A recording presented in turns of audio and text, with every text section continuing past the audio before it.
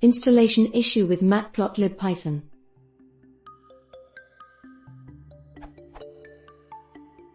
I have issue after installing the matplotlib package, unable to import matplotlib.plot as plt.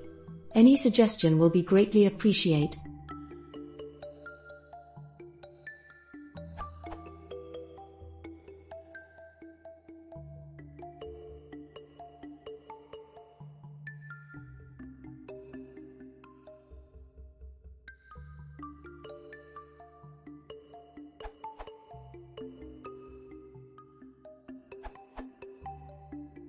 Problem cause.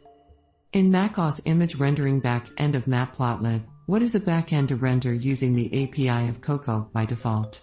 There are Qt4 AG and GTCAG, and as a backend is not the default.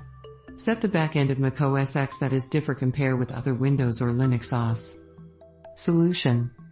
I assume you have installed the pip matplotlib. There is a directory in your root called ~matplotlib.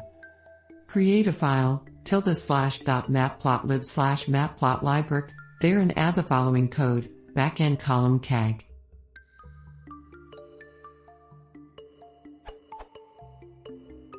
From this link you can try different diagrams.